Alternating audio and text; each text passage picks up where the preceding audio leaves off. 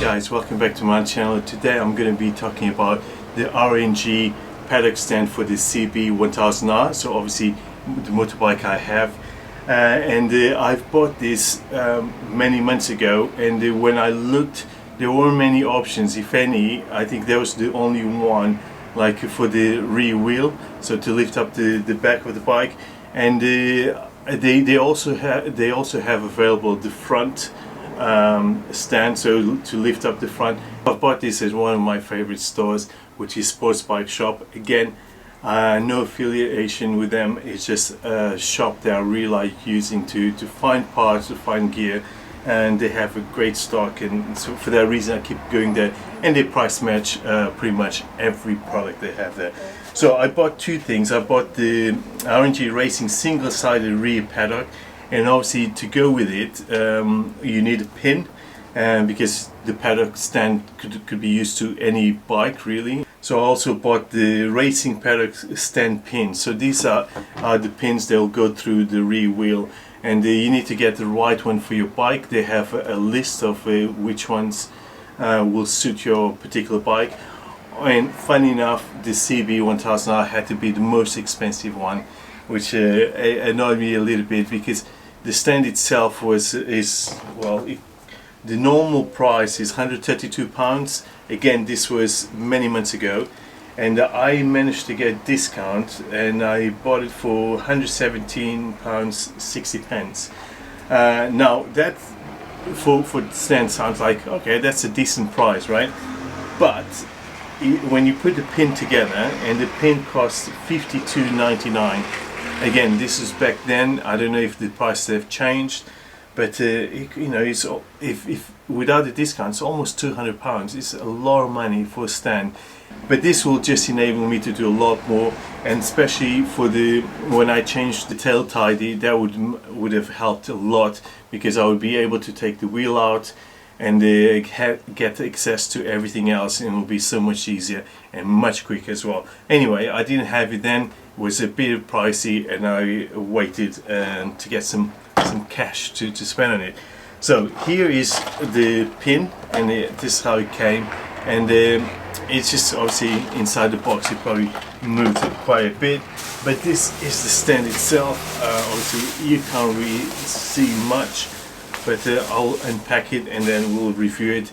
And so first impressions as I'm seeing this, and here's a new camera. I just managed to put a camera at the top so you can see what I'm working with, and see different angles.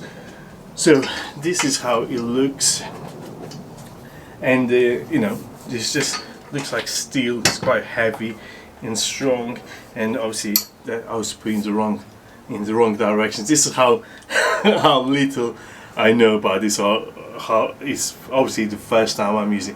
So this will be the position. So you put the pin through here, and then you get in line with the bike, and then you push it up, push it down, and the bike will be lifted and will be nice and vertical, so you won't be leaning. So this is the pin, and this is something I have no idea how to fit it, and I cannot see any instructions. So I thought this could be the instructions, but there's not. It's just telling you what else do they actually sell. You know, if you go to R&G website, you'll find loads of stuff. They have, you know, they're very famous for all the products and parts that they sell, and everyone raves about them. This comes to so this, I'm guessing this will go through here from one side. So this will be it's about the same. I don't know if you can see. Let me show you. So it's about the same length. So obviously this will probably go through here, and then there's and this, I have no idea what you call this, but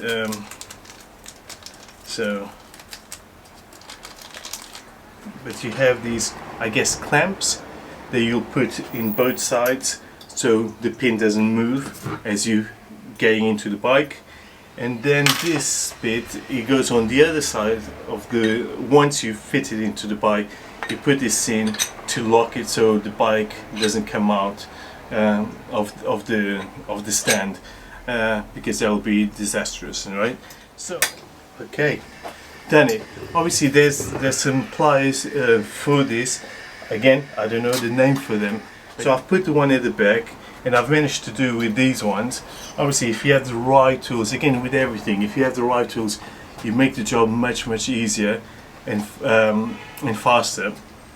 But obviously I don't have all the tools available, and I'm trying to build my tool collection to make sure I can do these jobs much better. There you go. So that was done, and you can see it's now locked, can't go in or out, and that's it. So now literally all we have to do is put this on the bike and put this on the other side, and this is don't know which size it is, but it's a Allen key, and I'll tell you right now. I'll have a look. I think it's a 6 millimeters, so a 6 millimeter Allen key to lock this into the bike. So what we're going to do now is going to bring the bike in. I'm going to move the camera so you guys can see it, and it should be a very straightforward process. And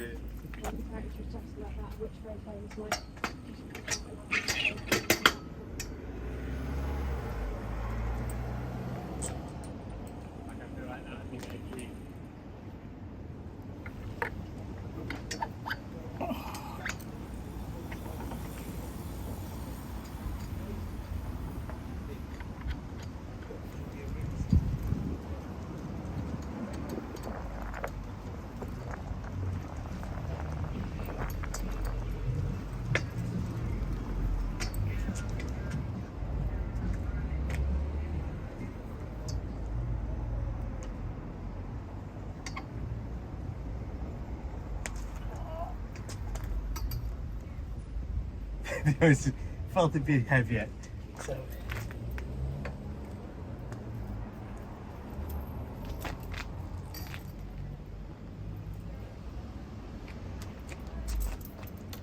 So here it is, done.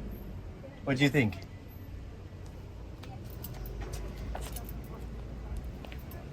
So this will be a great addition for to tools to use on your bike, and especially if you're going to keep your bike for a long time.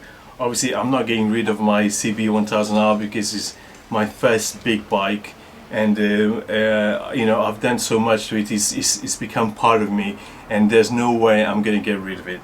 Hey guys, I hope you like this video. I know it was really short and sweet, but I think he covered all parts. It's not a very complicated thing to do. I never used one, I never put it together, but it's as straightforward as that. If you are considering a paddock stand, they also do it to the front so you can lift the whole bike up. So this opens a lot of opportunity to work even more on my bike. Anyway, I hope you like this episode. Please like, subscribe, and check out my other videos. I have the Cafe Races series where I go and check out loads of motorbike cafes. I have the other series which I just literally started, or starting. I did a previous episode introducing my new motorbike, which is the CB250N Super Dream. So that one is going to be a really interesting one. If you want to learn how to do things on a bike, we can do that together, because I haven't done that much to it. So I'm going to be looking at possibly wiring the bike up, because I've noticed that the cables are all gone. Check out the video anyway, and then you can see the status of the bike and the plans that I have for the future. Anyway guys, I hope you're enjoying the series, and I hope you come back for the next episode. Anyway, take care. See ya. Bye.